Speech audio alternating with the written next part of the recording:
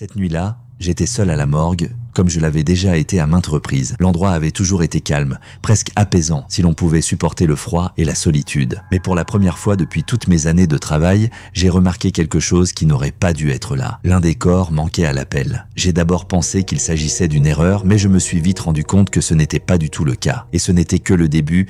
J'ai toujours pensé que travailler dans une morgue était la partie la plus calme de l'industrie médicale. Personne ne crie, personne ne court dans les couloirs pour demander de l'aide. Il règne dans la morgue un silence qui existe rarement à l'extérieur, et ce silence semble effacer tous les sons et toutes les pensées. Mais je sais maintenant que le silence peut être différent. Il peut être douillet, il peut être oppressant. Il peut aussi être celui qui vous étouffe de l'intérieur, vous obligeant à écouter chaque bruissement. Ce soir-là, j'ai commencé mon service comme d'habitude. Les clés dans la poche de mon manteau étaient d'un poids agréable, me rappelant l'ordre qui règne dans cet endroit. La morgue était petite, 3 pièces, ancienne, comme tout ce qui existe dans cette ville. Une seule caméra de surveillance dans le hall d'entrée et quelques compartiments pour conserver les corps. Tout est si ordinaire qu'on a l'impression que rien de terrible ne peut arriver ici. Il est 23h42. Je suis entré dans le laboratoire, j'ai allumé la lumière et j'ai commencé à consulter les listes. Il y avait 3 corps aujourd'hui, tous des cas pour le médecin local. Rien d'extraordinaire. Une femme âgée victime d'une crise cardiaque, un homme victime d'un accident de voiture et un inconnu amené en ambulance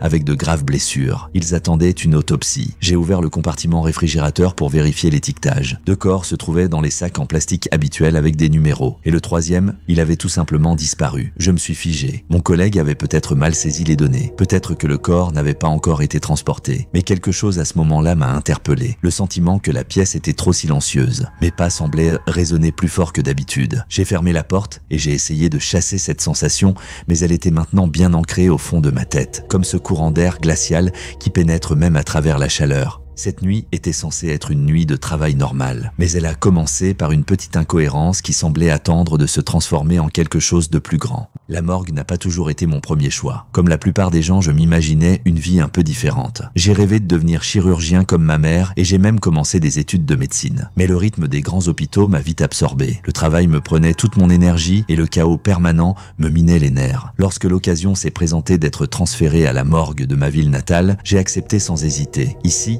tout était calme et prévisible. Le travail consistait en des procédures simples, rédiger des rapports, dresser des inventaires, assister les experts médico-légaux. Mais surtout, il n'y avait pas de personnes qui vous demandaient toujours quelque chose. Il n'y avait que des personnes qui n'auraient plus jamais besoin de rien. La morgue était située dans un vieux bâtiment qui avait servi d'entrepôt. Les murs sentaient le vieux béton et l'antiseptique. Il n'y avait que 3 autres personnes qui travaillaient là. John, un médecin légiste avec de nombreuses années d'expérience que je respectais, Alice, la réceptionniste qui travaillait généralement pendant la journée, et Billy, notre chauffeur qui transportait les corps. La nuit, j'étais généralement le seul à travailler. Cela faisait partie de mon travail d'être de service quand les autres ne l'étaient ainsi pas. Je me souviens de la première fois où j'ai ressenti de l'anxiété dans cet endroit. Il était environ minuit lorsque les lumières se sont soudainement éteintes dans le compartiment réfrigérateur. Je me souviens clairement de ce que j'ai ressenti à ce moment-là, comme s'il y avait moins d'oxygène dans la pièce, et je me suis soudain senti tout petit au milieu des armoires en acier. En allumant la lampe de poche, j'ai rapidement trouvé l'interrupteur et rallumé la lumière. Mais ce bref instant m'a donné l'impression que quelqu'un m'observait.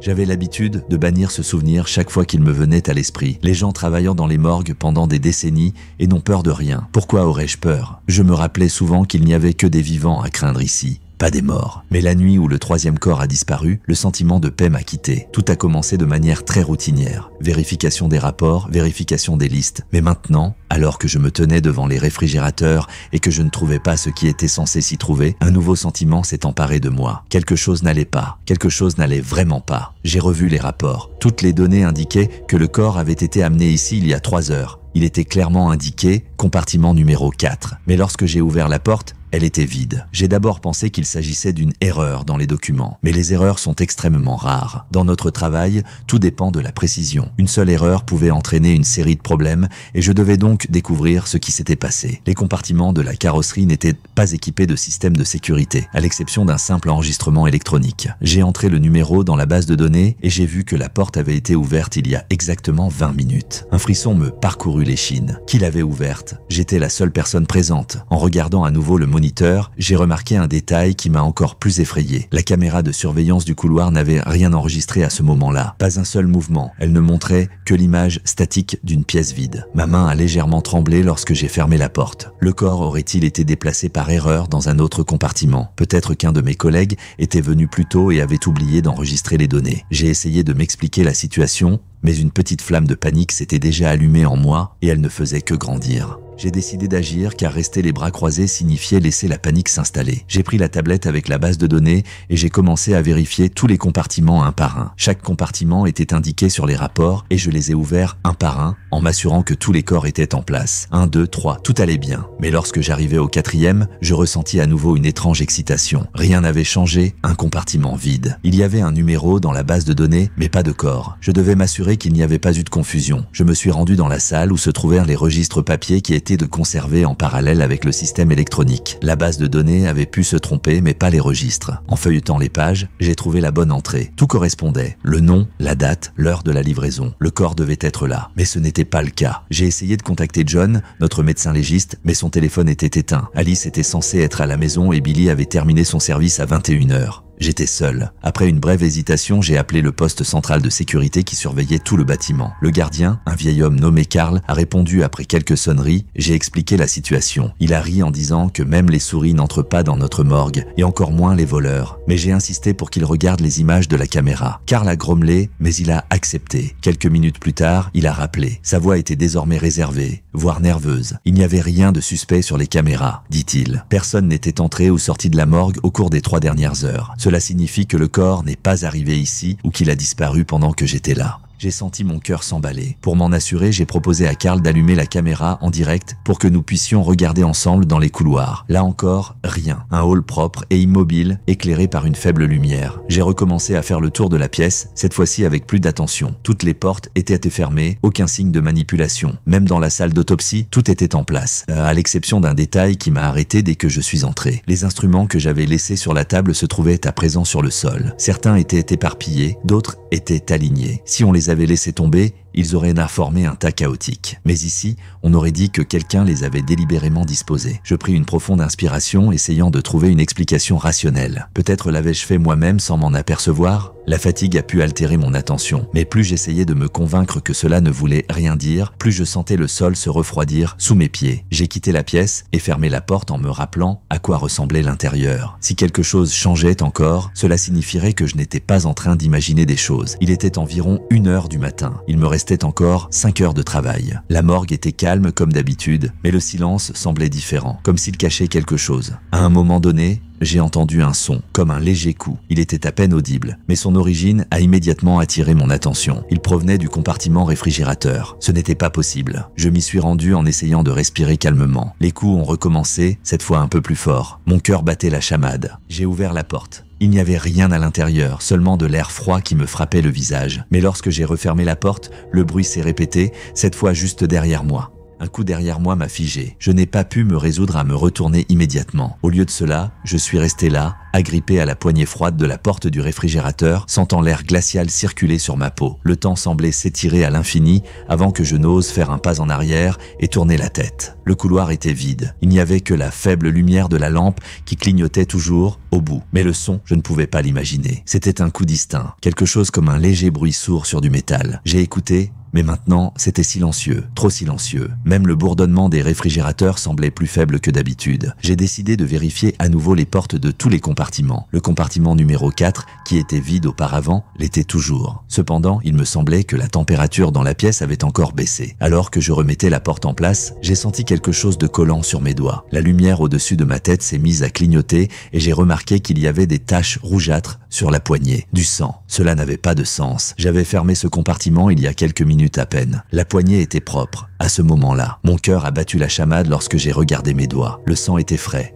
presque chaud. Étrangement, la première chose qui m'est venue à l'esprit a été: comment pouvait-il y avoir du sang chaud dans cet endroit? Il était censé être froid. Soudain, les lumières se sont éteintes dans le couloir. Seule une faible lampe de secours restait allumée dans un coin, éclairant à peine les silhouettes des réfrigérateurs. Je me suis précipité vers le tableau électrique dans la pièce voisine. Chacun de mes pas était répercuté par un écho puissant. La pièce semblait s'être agrandie et être devenue un labyrinthe sans fin, dans lequel chaque son se multipliait et devenait menaçant. Le tableau était fermé à clé, comme d'habitude. Je l'ai ouvert et j'ai enclenché l'interrupteur principal. La lumière s'est rallumée dans le couloir. Mais lorsque je me suis retourné pour vérifier que tout allait bien, le couloir n'était plus aussi vide qu'avant. Il y avait une trace humide sur le sol qui s'étendait de la travée 4 à l'autre bout de la pièce. Je me suis approché, les empreintes étaient étranges, larges, comme si elles avaient été faites par des pieds nus, mais elles étaient mêlées à des traînées de quelque chose de visqueux, presque comme du mucus. Puis j'ai vu leur fin. Elles s'arrêtaient à la porte de la salle d'autopsie. C'est à ce moment-là que j'ai eu vraiment peur pour la première fois. J'ai essayé de trouver une logique à ce qui se passait. Quelqu'un d'autre aurait-il pu entrer dans la morgue? Peut-être le corps avait-il été déplacé à mon insu? Mais comment? Le système a enregistré que la porte du compartiment réfrigérateur avait été ouverte il y a 20 minutes, mais personne n'était entré dans le bâtiment à part moi. J'ai essayé d'appeler Karl, mais il n'a pas répondu. Il n'y avait que des bips courts, interrompus par le silence. Le téléphone était silencieux, mais j'ai entendu quelque chose de nouveau dans la salle d'autopsie. Un bruit comme un souffle léger ou un bruissement. C'était comme si quelqu'un se déplaçait lentement, en respirant bruyamment, comme après une course. Je voulais croire que ce n'était que mon esprit qui me jouait des tours. J'ai ouvert la porte. Tout était en place. Les tables étaient laises propres, les instruments là où je les avais laissés. Mais sur l'une des tables de dissection se trouvait un sac mortuaire en plastique noir. Et c'était un corps qui n'aurait pas dû se trouver là. Le corps du compartiment numéro 4. Je suis resté immobile, fixant le sac en plastique sur la table d'autopsie. Comment est-il arrivé là? Il y a 1 heure, ce compartiment était vide. Personne n'aurait pu apporter le corps, car il n'y avait personne d'autre que moi à la morgue. J'ai essayé de me convaincre qu'il s'agissait d'une simple erreur technique, mais tout ce qui s'est passé cette nuit-là prouve le contraire. Il semblait que la pièce était devenue encore plus froide. En touchant le sac en plastique, mes doigts se sont instantanément engourdis. J'ai tiré sur la fermeture éclair, l'ouvrant pour voir si c'était bien le corps qui avait disparu. C'est alors que j'ai remarqué un détail qui m'a fait m'arrêter, les mains. Elles étaient serrées dans une position peu naturelle, comme si elles s'agrippaient à quelque chose. Mes doigts étaient raidis par une crampe et mes ongles étaient cassés, comme si j'avais essayé de m'échapper de quelque part. J'ai immédiatement senti les poils de ma nuque se dresser. Il y avait quelque chose d'étrange dans cette pose, d'effroyablement familier. J'ai regardé le visage de plus près et ce que j'ai vu m'a plongé dans une crise de panique. L'œil, ouvert par l'horreur, semblait me regarder directement. De fines traces de sang couvraient le blanc de l'œil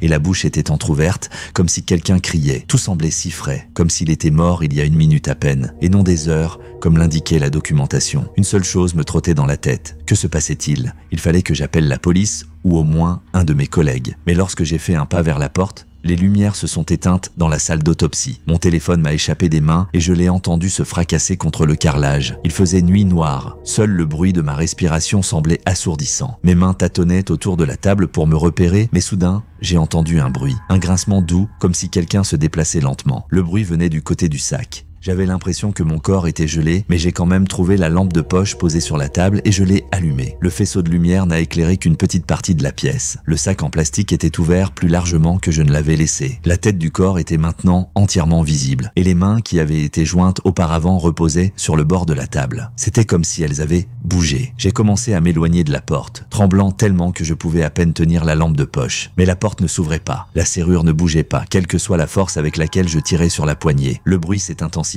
Il était maintenant plus proche, juste derrière moi. Je me suis retourné et la lumière de la lampe de poche a révélé quelque chose qui m'a paralysé. Un corps était assis sur la table. Sa tête était penchée sur le côté et sa bouche était ouverte un peu plus grand. On aurait dit qu'il essayait de dire quelque chose. J'ai fait un pas en arrière et je suis tombé, heurtant la table. La lampe de poche m'a échappé des mains et la pièce a replongé dans l'obscurité. J'ai crié, sentant le son sortir de ma gorge et se dissoudre dans l'air froid. Mais la réponse fut encore pire. Le même son, un cri mérauque, comme s'il provenait de poumons déchirés, provenait d'un endroit proche. Il venait de l'endroit où le corps était assis. J'ai rampé vers l'arrière jusqu'à ce que je sente le mur. La table où se trouvait le corps était à quelques mètres. Mais même dans l'obscurité, je savais qu'il n'était plus là. Des bruissements, des sifflements, tout cela remplissait la pièce. Mon cœur était prêt à sortir de ma poitrine quand la porte a soudain cliqué. La serrure s'est ouverte. Je me suis précipité vers la sortie sans me retourner. Lorsque j'ai sauté dans le couloir, la lumière vacillait toujours, mais elle était plus stable que dans la pièce. La porte s'est refermée derrière moi avec un grand bruit. Je me tenais dans le couloir, à bout de souffle,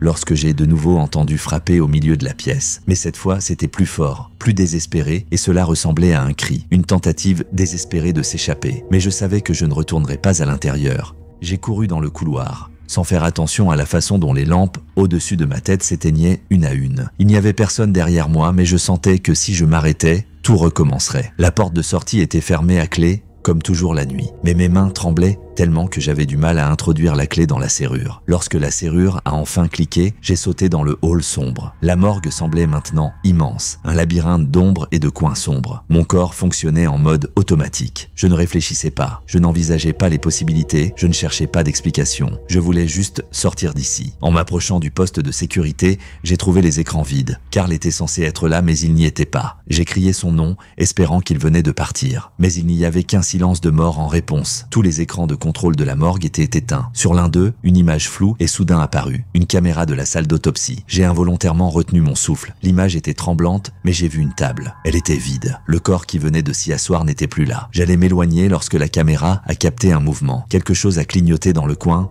comme une silhouette. Une seconde plus tard, l'écran s'est éteint. Le hall est devenu silencieux. Si silencieux que je pouvais entendre les battements de mon cœur. Mais le silence n'a pas duré longtemps. Quelque part dans la partie la plus éloignée de la morgue, j'ai entendu un son familier. Un bruit de coups, régulier, persistant. Il m'avait hanté toute la nuit et maintenant je savais d'où il venait. Ce bruit se déplaçait, il se rapprochait. Je me suis précipité vers la porte de sortie, mais elle était encore fermée à clé. J'ai tiré la poignée, frappé la serrure, mais cela n'a servi à rien. La panique grandissait à chaque seconde. Les coups venaient maintenant de très près. Ils semblaient provenir non pas du sol ou des murs, mais de l'intérieur même de la pièce, comme si le bâtiment avait une vie propre. J'ai senti un souffle froid sur ma nuque. Même si j'étais sûr que personne n'était derrière moi, mon intuition me disait le contraire. Mon corps s'est figé, mes bras et mes jambes ont cessé de fonctionner. Je savais que si je me retournais, je verrais quelque chose que je n'oublierais jamais. Mais je me suis retourné et je me suis vu. C'était comme regarder dans un miroir, mais le reflet était juste devant moi. Le même uniforme, la même coiffure, la même expression faciale. La seule différence se trouvait dans ses yeux. Ils étaient vides, comme s'ils étaient en verre,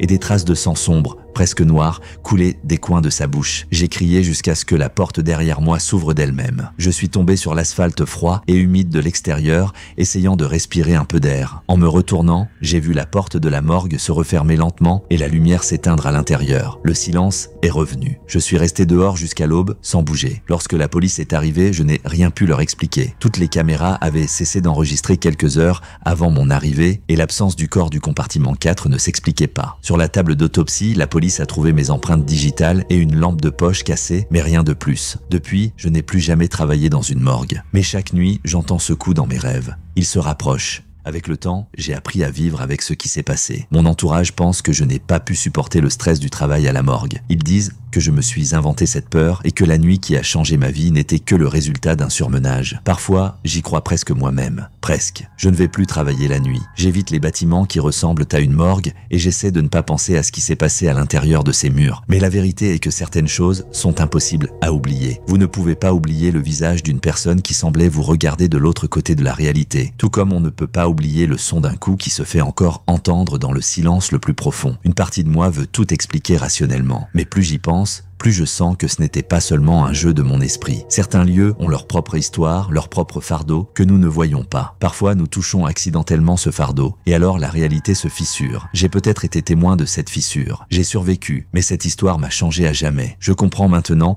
que les pires horreurs ne vivent pas toujours dans l'obscurité ou dans des coins cachés. La pire horreur vit en nous, dans notre propre reflet, qui peut un jour nous regarder avec les yeux de quelqu'un d'autre.